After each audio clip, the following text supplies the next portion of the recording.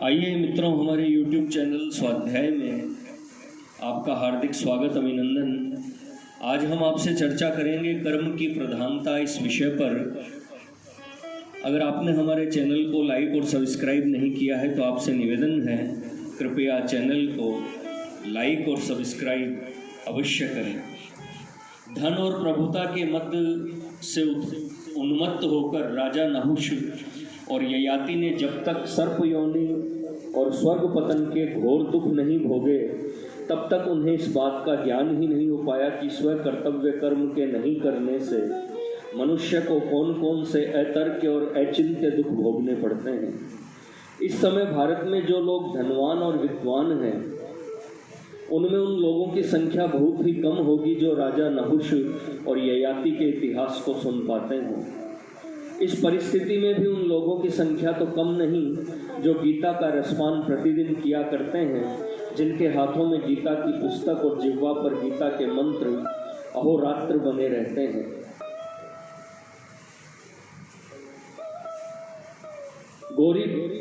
गोप परिपालन विज्ञान के पारगामी पंडित भगवान श्री कृष्ण उक्त मंत्र में गोविंदो वेदनाद गवाम उक्त मंत्र में अर्जुन से कहते हैं कि तीनों लोकों में ऐसी कोई स्पृहणीय वस्तु नहीं है जो मुझे प्राप्त न हो, पर तो भी मैं स्व कर्तव्य कर्मों का पालन करता ही रहता हूँ। न मे पार्थास्ति कर्तव्यम त्रिषु लोकेषु किंचन नान वाप्तव्यम वर्त एव च कर्मणि।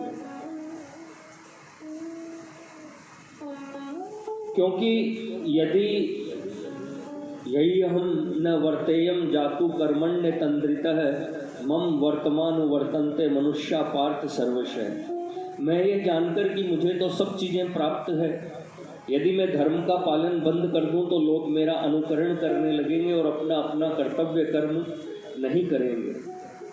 इससे वे अवश्य ही नष्ट हो जाएंगे। उत्सी दे यूरी में ही लोका,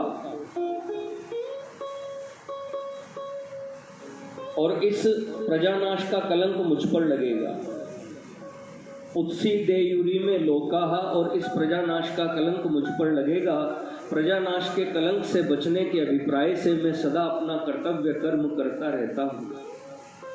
आश्चर्य और आश्चर्य से भी बढ़कर खेद और लज्जा की बात है कि जो भारतीय जन अहोरात्र गोविंद के नाम का और गीता का पाठ किया करते हैं, उनके चित्तों में यह बात क्यों नहीं आती कि गीता गायक गोविंद ने जब स्वयं शास्त्र विहित रीति से गो परिपालन कर गोविंद नाम प्राप्त किया था, तब हम गो परिपालन त्याग कर केवल उनके नाम का जप करके गोलोक और कल्याण के अधिकारी कैसे हो सकते हैं। धनवान लोग अपने विभव विस्तर में राजा नहुष की न्यायी प्रमत्त होकर गो परिपालन की जो उपेक्षा कर रहे हैं, उसका दुष्परिणाम श्री कृष्ण के शब्दों में प्रत्यक्ष दिख रहा है कि साधारण जनता भी उनका अनुकरण करने में गो परिपालन को भूलकर अपना नाश अपने हाथों कर रही है।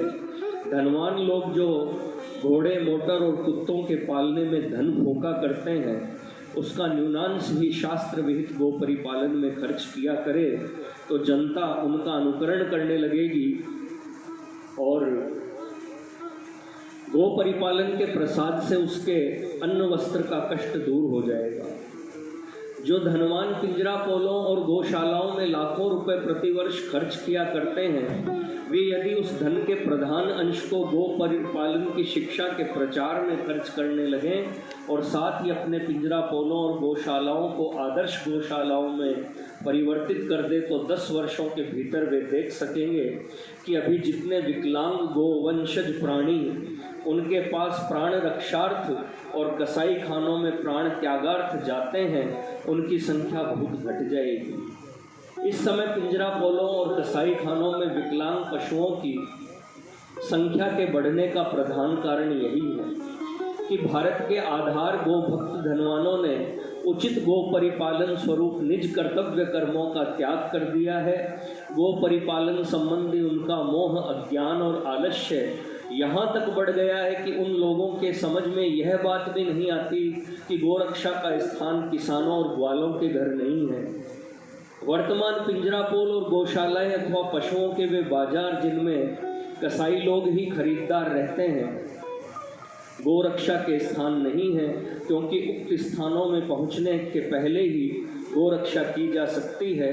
उक्त स्थानों में पहुंचने वाले सब प्राणियों की रक्षा करना तो बहुत ही कष्ट साध्य है। बुद्धिमानी तो उसी काम में है जिसके करने से अल्प परिश्रम और अल्प धन व्यय हो और बहुत प्राणियों को सुख हो। ऐसा काम गो परिपालन ही है। उसी के प्रभाव से गोधन की रक्षा संभव है। प्राचीन समय में आजकल की तरह समाचार पत्रों की सुविधा नहीं थी, तो भी व्यास, वशिष्ठ और नारद आदि ऋषिगण भ्रमण कर गो परिपालन की महत्ता और आवश्यकता का ज्ञान लोगों को कराते रहते थे।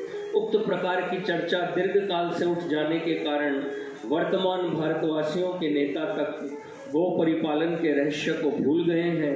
उनकी धारणा हो गई है कि नगरों में बसने वाले थोड़े से धनवानों की बहु बेटियां पर्दे का त्याग कर देंगी तो भारत का उत्कर्ष सहज ही हो जाएगा।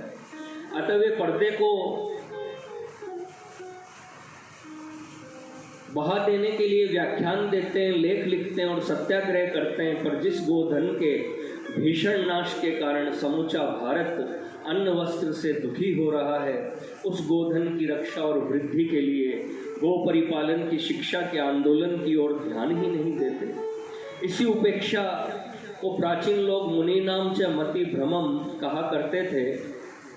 भारत में भारतीय नेताओं, पत्र संपादकों और गोविंद के भक्तों से मेरी यह विनीत प्रार्थना है कि आप लोग अज्ञान, आलस्य और संकीर्णता का त्याग कर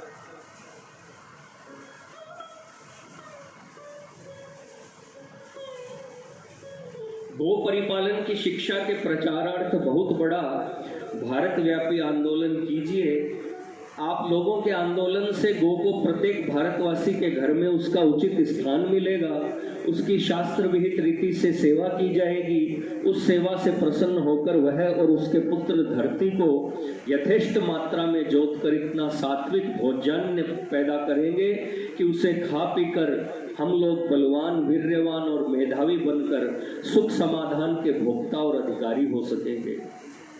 तात्पर्य, हमें गो परिपालन कर्म की प्रधानता का आदर करना सीखना चाहिए। उसके अनादर के कारण हम लोग इस समय अन्न वस्त्र का जो कष्ट भोग रहे हैं वह तभी दूर होगा जब हम गो परिपालन कर्म की प्रधानता को स्वीकृत कर उसका यथोचित और यथेष्ट पालन करेंगे। मित्रों, यह थी कर्म की प्रधानता। इस विषय पर